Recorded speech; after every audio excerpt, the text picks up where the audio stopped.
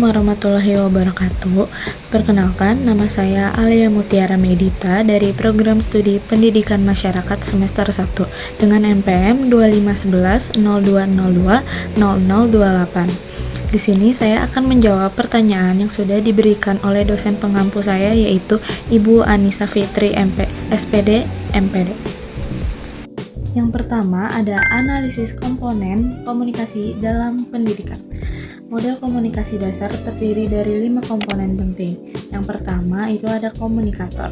Dalam konteks pembelajaran, komunikator ini sebagai guru atau pendidik. Yang kedua ada pesan. Pesan itu seperti materi pembelajaran atau informasi yang disampaikan oleh komunikator. Terus yang ketiga ada medianya. Medianya itu yang dipakai seperti papan tulis atau infocus. Terus yang keempat ada komunikan. Komunikan itu sebagai penerima informasi yang diberikan oleh komunikator. Yang terakhir ada feedback atau umpan balik. Seperti misalnya pertanyaan atau respon yang menunjukkan mereka mengerti atau tidak. Contohnya di kelas, guru atau komunikator menyampaikan materi atau pesan lewat ceramah dan slide. Siswa mendengarkan sebagai komunikan, lalu memberikan pertanyaan atau menjawab sebagai feedback. Jawaban yang kedua yaitu tujuan dan fungsi komunikasi sosial. Yang pertama, tujuan utama komunikasi sosial adalah untuk membangun interaksi dan hubungan antara individu atau kelompok agar terjadi pemahaman dan kerjasama. Selanjutnya ada fungsi utama komunikasi sosial yaitu informasi atau menyampaikan berita atau pengetahuan. Yang kedua ada persuasi, mempengaruhi sikap atau perilaku orang lain. Yang terakhir ada sosialisasi, membentuk norma dan nilai sosial dalam masyarakat. Contoh fungsi persuasif dalam pendidikan masyarakat adalah kampanye kesehatan, misalnya mengajak masyarakat untuk mencuci tangan agar terhindar dari penyakit.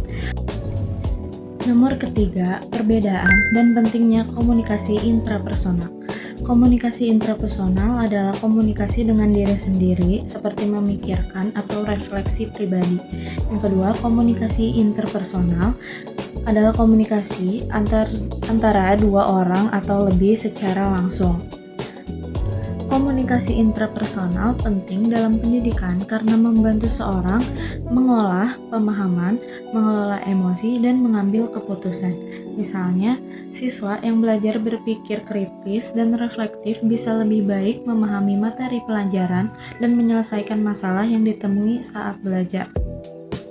Yang keempat, ada analisis kualitas komunikasi interpersonal.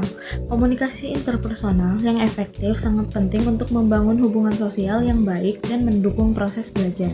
3 kualitas utama untuk komunikasi interpersonal efektif. Yang pertama ada empati atau memahami perasaan orang lain. Yang kedua ada active listening, memberi perhatian penuh saat lawan bicara berbicara. Yang ketiga ada keterbukaan atau kejujuran, bersikap jujur dan terbuka dalam komunikasi. Contohnya, empati dalam konseling pendidikan, konselor yang memahami masalah siswa bisa membantu siswa merasa nyaman dan terbuka, sehingga diskusi masalah akademik berjalan efektif dan solusi lebih mudah ditemukan. Jawaban yang terakhir ada dinamika dan peran dalam komunikasi kelompok. Komunikasi kelompok berbeda dengan interpersonal karena melibatkan lebih dari 2 orang dan lebih kompleks. Komunikasi kelompok punya tujuan bersama dan harus mengelola banyak interaksi sekaligus. 3 peran penting dalam diskusi kelompok. Yang pertama ada task leader, memimpin agar tugas selesai tepat waktu. Yang kedua ada social emotional leader, menjaga suasana kelompok tetap harmonis. Yang terakhir ada information giver atau memberikan data dan informasi penting. Peran-peran ini saling melengkapi. Contohnya di kelompok tugas kampus, leader memastikan semua anggota fokus. Socio-emotional leader menghindari konflik dan information giver membantu dengan bahan riset sehingga hasil kerja kelompok lebih optimal. Sekian dari saya, kurang lebihnya mohon maaf. Assalamualaikum warahmatullahi wabarakatuh.